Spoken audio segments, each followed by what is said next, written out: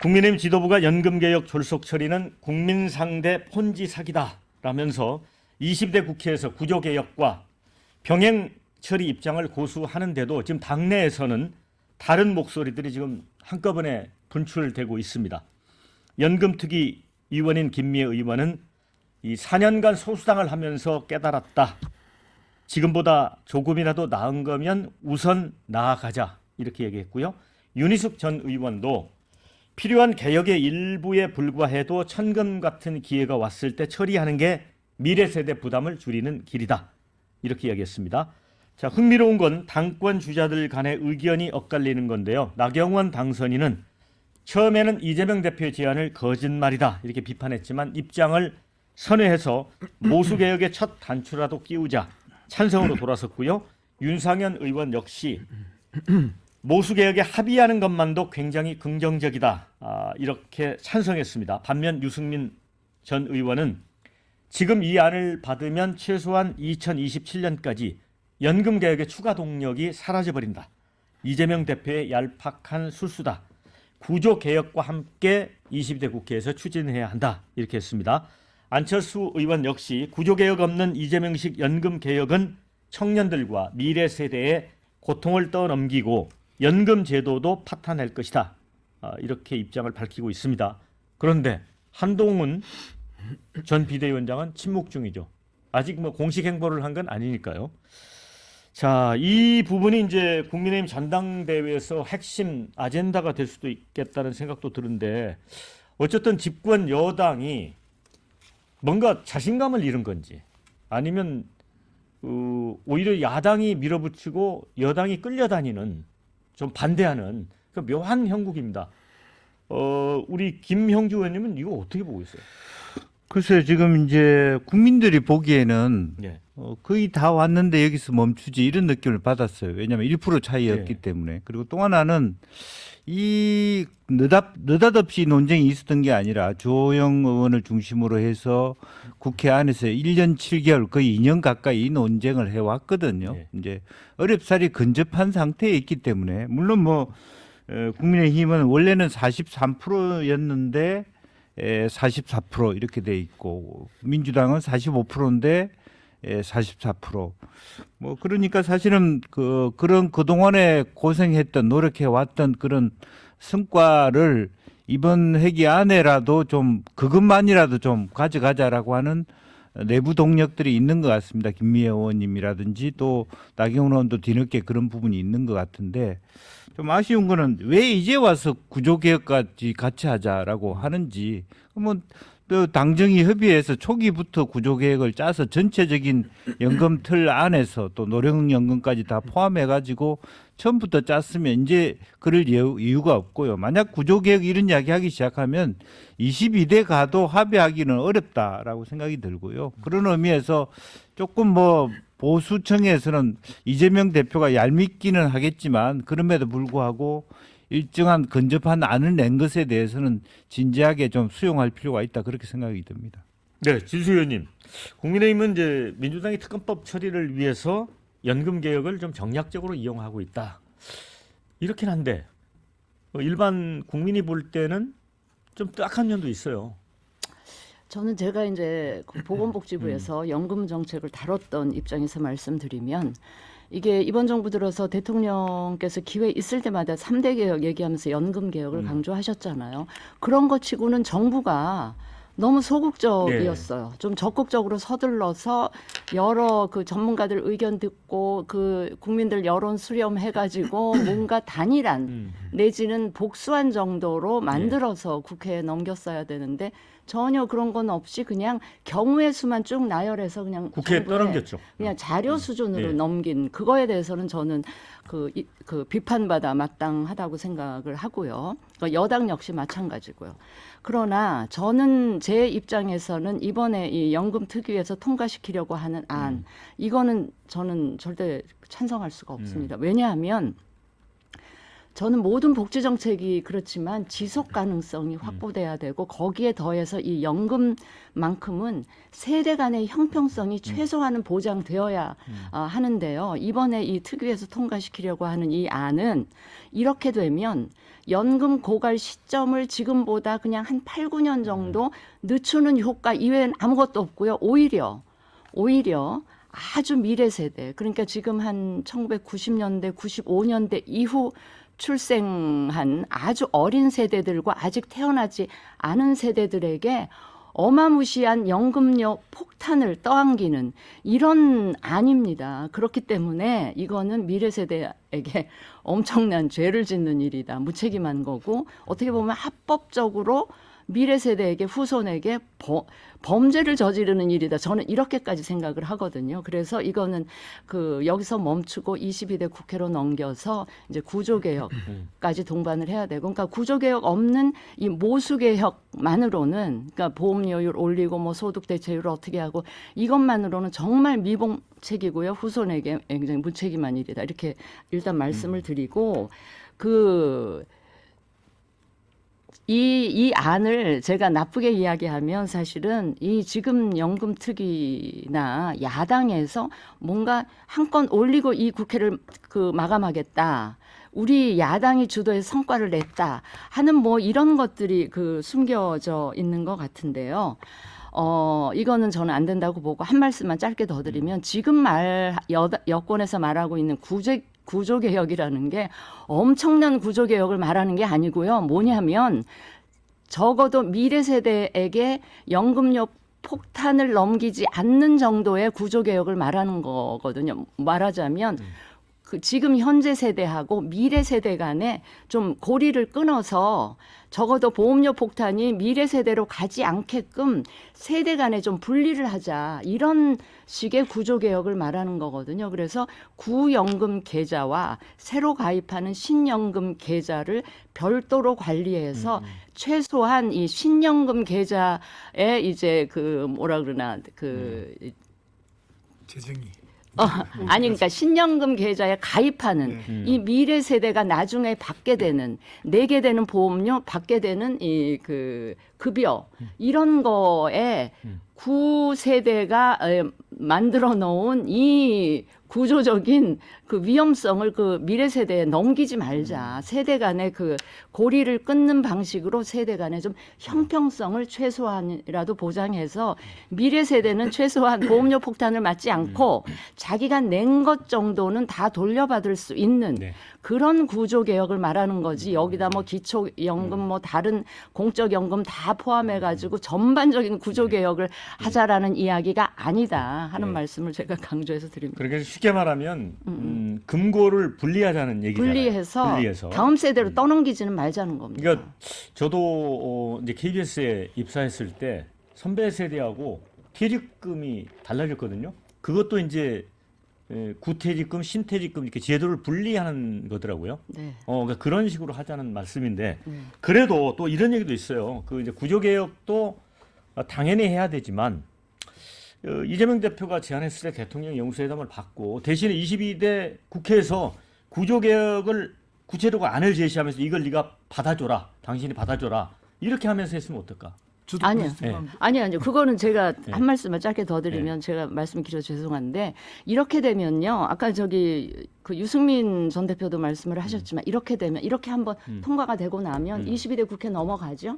그러면 윤 대통령 임기 내에 그러니까 27년까지는 이 연금 개혁은 제가 국회 그동안의 행태를 보건데 절대로 더 진도가 안 나가고요. 동력을 상실한다는 말씀이죠? 동력을 상실하면서 이제 이재명 대표 생각은 그걸 겁니다. 자신이 대통령이 돼서 이 지금 얘기하는 구조개혁을 자기가 해보겠다. 이런 저는 뭐 제 개인적인 의심이긴 합니다만 그래서 앞으로 지금 당장은 우선 모수개혁만 해놓고 22대 국회 열리자마자 지금 얘기하는 구조개혁을 하면 되지 않냐 이렇게 얘기하지만 27년까지는 절대 그 논의는 진전이 안 될 거다. 저는 그런 상당히 좀 정략적 의도가 있다고 보시는 것 같습니다. 그런 게 있을 수 있는데 저희 마침 저희 개혁신당이 이제 신연금과 구연금을 분리하자는 입장을 쭉 밝히고 있고 뭐 KDI가 그런 제안을 해서 좀 더 구체화 시켜야 되는데 왜 말만 꺼내고 안 하느냐 이제 이런 게 저희 공식 입장인데요.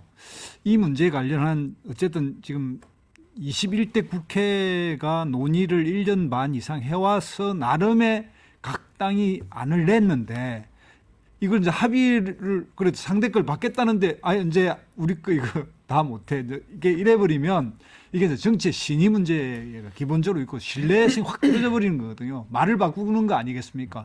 막상 이제 협상하고 당신이 제안한 협상안을 받겠다는데 안 받으니까 그런 부분에서도 정치의 신뢰성을 높이기 위해서 이 안은 여당이 받아야 되고요. 이게 이 여당은 이 문제에서 완전히 무능과 전략의 부재 그리고 정치의 기본의 어떤 그 원칙 이런 것들을 다 잃어버리는 이런 일이 벌어지고 있는데 아무리 이제 이재명 그 민주당 대표가 좀 뭐랄까 얄팍한 꼼수처럼 보이거나 또는 정치적 정략을 위해서 했다 치더라도 이렇게 안이 나온 이상 그 부분은 받고 다시 시작해야 되는데 그런 부분에서 너무 아쉽다 그런 생각이 들고요. 그다음에 이제 이게 끝나고 22대는 정말 구조개혁을 위한 뭐 연금 통합부터 해서 우리 그 연금 설계까지를 다 포함한 걸 이렇게 한 번 더 한 단계 나아가는 어떤 단계적 접근도 필요하다 이렇게 생각합니다. 네, 댓글을 좀 읽어드리겠습니다. 반대를 위한 반대, 이게 국민을 위한다는 정당인가?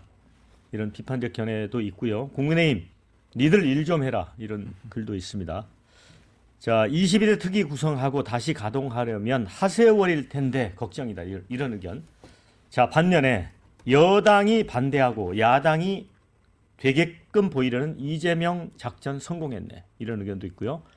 자, 내는 돈 9%에서 13%로 올리고 또 받는 거 40%에서 44%. 수치상 달라진 게 없는데 이게 개혁이냐? 개혁이지. 이런 의견도 있습니다. 자, 우리 신은규 대표는 어떻게 보세요? 우선은 저는 사실 지금 이 자리에서 제가 연금에 놓고 얘기를 하면 가장 그 소위 말하는 피해를 직접적으로 받을 수밖에 없는 사람이라서 아마 제가 그래도 지금 많은 분들의 연금에 대한 우려와 걱정을 직접적으로 대변할 수 있을 것 같긴 한데요. 저는 근본적으로 지금 연금 문제를 해결하자라는 거에 있어서는 저는 모두가 다 동일한다고 보거든요. 근데 참 희한한 것은 개헌이나 선거제 개혁도 모두가 다 똑같은 말을 하는데 결국에는 현실화가 안 되는 똑같은 문제를 가지고 있습니다. 그러니까 연금도 마찬가지인데요. 이게 지금 본질적으로 누가 공치사 하느냐. 그러다 보니까 누가 먼저 제안했고 누가 받고 누가 주도권을 행사해서 누구 공으로 가느냐를 놓고 판단을 하니까 모든 게 술수고 모든 게 정략인 겁니다. 그래서 개헌과 선거제 개혁도 지금까지 20년째 이 정말 정치가 최악으로 가면서 정치권이 그동안 다 방치해왔던 거거든요.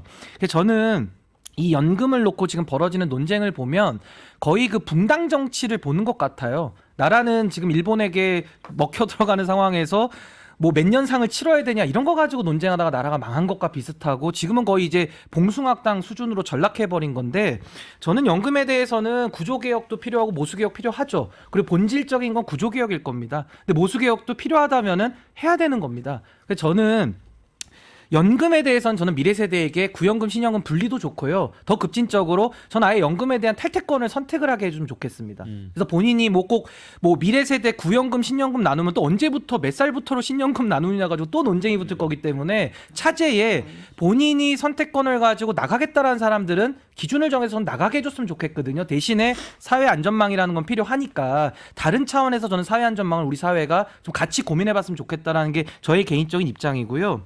결국에는 제 말씀을 좀 마치자면은 결국에 좋은 결정이 있고 나쁜 결정이 있는데요. 가장 최악의 결정은요. 결정을 미루는 결정입니다. 그래서 전 이번에도 이재명 대표가 던졌다고 하더라도 원래 윤석열 정권에서 초반에 얘기했던 얘기가 지금 이제 국민의힘에서 비판하는 그 아니거든요. 그러니까 본인들이 던졌던 안을 상대가 받았다라고 해가지고 이제 와서 안 하겠다라는 것은 국민들 앞에 설명이 안 되니까 그 조선 동아 중앙일보에서도 다 비판하는 거 아니겠습니까? 저는 이 부분은 상식에 입각해서 모수개혁은 이번에 할 수 있으면 최대한 하고 전 바로 22대 국회에서 제가 지금 말씀드린 연금에 대한 탈퇴권까지도 선택할 수 있는 기회를 제공하는 방안까지 포함해서 저는 공론화를 좀 했으면 좋겠다라는 입장 가지고 있습니다.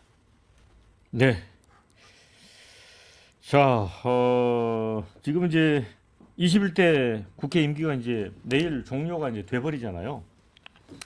그래서 이제 지금 여당에서는 특검과 연금법 뭐 동시 표결이 싫다면 날짜를 달리하자 그래서 내일 또 원포인트 본회의도 무방하다 이런 얘기까지 하고 있거든요. 어떻게 보세요? 뭐 어쨌든 기본적으로 이것을 우리가 논의한 것처럼 뭐 내용을 갖고 토론하는 것보다 또 내용 갖고 토론하기에도 이미 많이 늦을 뿐더러 이미 정략적으로 대응하고 있어요. 실제적으로 보면 여당 안에서도 여당과 정부가 어떤 호흡을 하는지도 모르겠고 여당 안에서도 의견이 갈리고 있는 상태에서 사실은 이재명 대표의 어떤 그 아주 정광석과 같은 어떤 면에서의 네. 어떤 제안만이 반짝거리고 결과적으로는 무산되는 길로 가지 않겠냐 그렇게 보여지고요. 뭐 국민들이 아마 이런 실망감을 가질 겁니다. 가질 것이고 훨씬 더 이것은 또 대통령과 여당에게도 상당히 많은 어떤 악영향을 끼치지 않을까 그렇게 보여집니다. 네. 자, 이재명 민주당 대표가 어제 최고위원회에서 했던 발언을 제가 좀 자세히 소개를 해드리면요. 민주당이 여당안을 수용한 건 부족한 부분이 있어도 개혁안을 좌초시키는 것보다 반걸음이라도 나아가는 것이 낫기 때문이다. 이렇게 얘기를 했습니다. 물론 이제 여권에서는 대통령실도 그렇고 예상치 못한 이재명 대표의 그 절충한 제안에 정략적인 의도가 다분하다.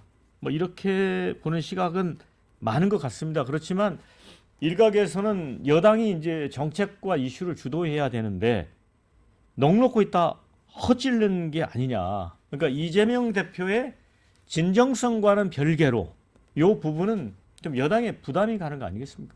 뭐 저는 당연히 예. 생각합니다. 예. 이게 여당의 어쨌든 정치적 무능의 마지막 21대 국회 마지막 날까지 그걸 보여주는 한 행태고 윤석열 대통령이 3대 개혁 중에 하나를 엮고 이 3대 개혁에 본인이 마무리를 못하고 국회에 던져버린 그 결과 그나마 마무리하는 행태를 띠게 되니까 이 문제에서는 완전히 명분 다 밀려버렸다고 생각하거든요. 지금 현재 연금개혁의 핵심은 그 연금의 재정이 뭐 2060년경에 이제 어쨌든 고갈되는데 새로운 세대가 지금 저출생이 일어나기 때문에 그 중에서 한 20년을 잘 버티면 그 다음부터는 연금에 또 문제가 전혀 없어요. 실제로 이제 전체적으로 인구 구조가 줄어드니까 그러면 한 20년 정도 내를 어떤 식으로 좀 더 연금 재정을 현재 신연금과 구연금 사이에 이 갭을 바꿀 것인가의 문제거든요. 그래서 그 문제에 관련돼서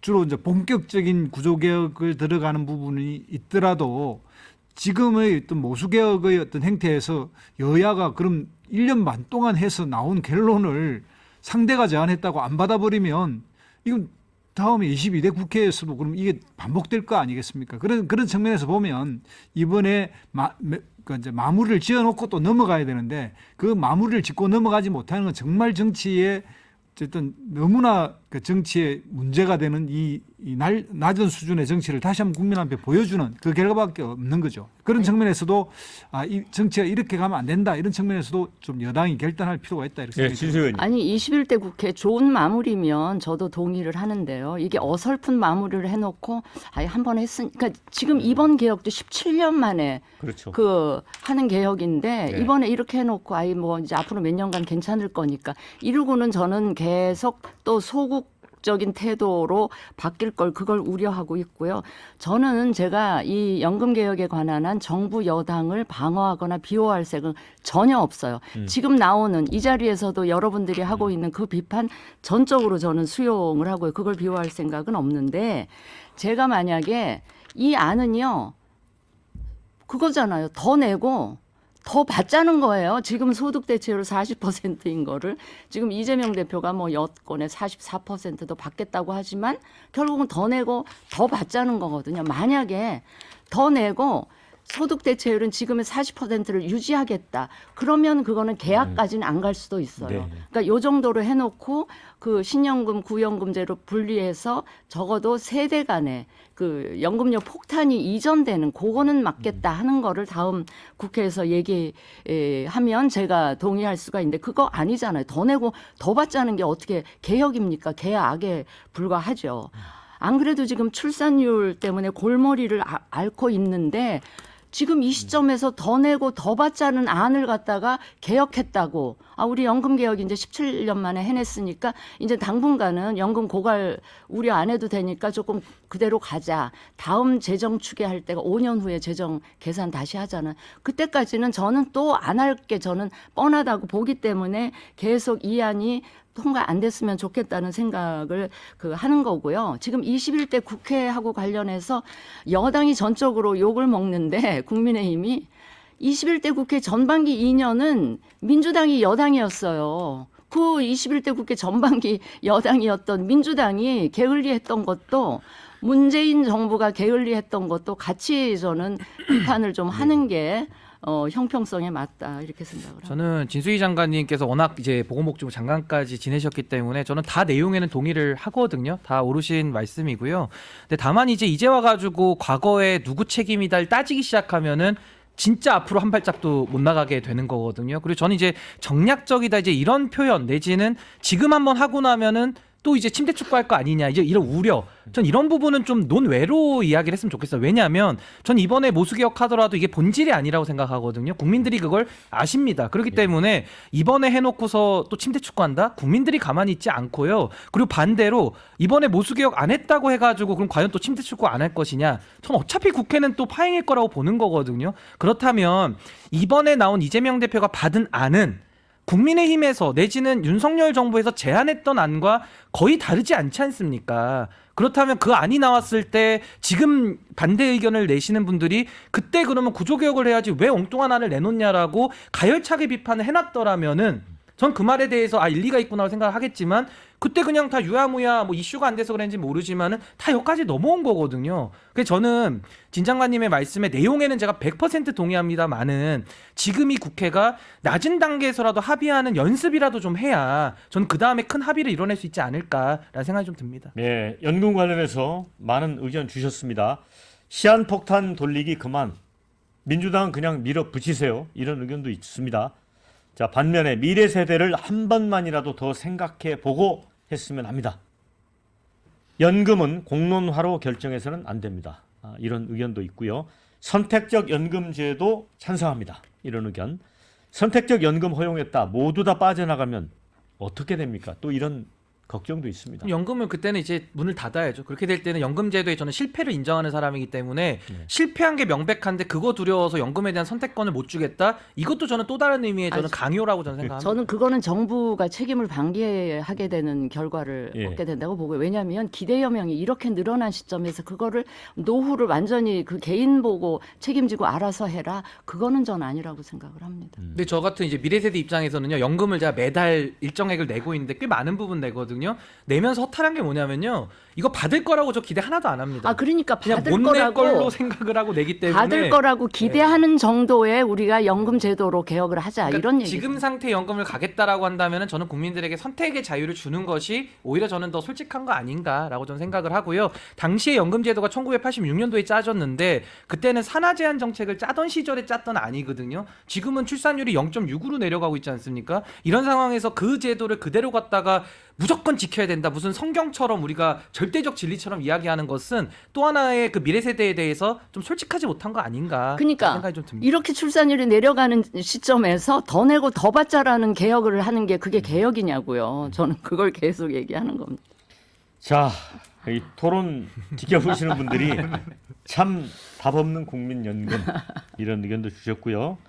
아니 어느 나라나 그건 비슷했어요. 이 연금 개혁 과정이 그렇게 순탄한 과정은 아니었어요. 네, 그게 이제 댓글에 나오는 거지만 인구 절벽 시대에 국민연금 답이 없다. 그러니까 결국은 이제 인구가 이렇게 급감하는 게 사실 인구가 과거처럼 더 폭발적으로 늘어나면 전혀 걱정이 없는 연금 거예요. 보험 내는 사람이 그런 많아지죠. 상황에서 지혜를 모아도 부족한 판국에 서로가 서로의 안에 대해서 또 주장했던 아닌데 그걸 정략이다 술수다 또 이거 이번에 개혁하면은 다음에 가서는 더 안 할 거 아니냐라는 의구심을 가지고 상대를 보기 시작하면은 어떤 합의도 만들 수가 없는 겁니다. 그래서 저는 이재명 대표가 받았든 누가 받았든지 간에 대한민국 연금을 조금이라도 낮게 만들자라는 그런 움직임에 대해서는 좀 얼르고 달래는 태도라도 좀 정부 여당이 가지고 뭐라도 개혁을 이루어가려는 노력을 해야지 정략이고 술수니까 아무것도 못하겠다 이렇게 나오면은 국민들 입장에서는 또 황당하게 되는 거기 때문에 저는 국민과의 그런 약속을 좀 이행하는 식의 정치로 가는 것이 그나마 부족한 도리를 하는 거 아니겠는가라는 생각을 가지고 여기 있습니다. 저도 한마디 덧붙이면 연금 개혁의 핵심은 사실은 대통령이 제안해야 돼요. 그러니까 여야는 서로의 맞아요. 그- 국회에 가면 안 돼요. 네. 지지 세력 문제가 있기 때문에. 네. 근데 이번에 윤석열 대통령이 이걸 자기가 네. 책임을 안 지고 국회 떠넘겼다가 생긴 결과거든요. 그러면 그 부분에서라도 좀 책임을 져야 네. 되고 어쨌든 이렇게 기대 수명이 늘어나고 출산은 줄어들고 대체로 전문가들 말에 네. 하면 20년만 버티면 되거든요. 네.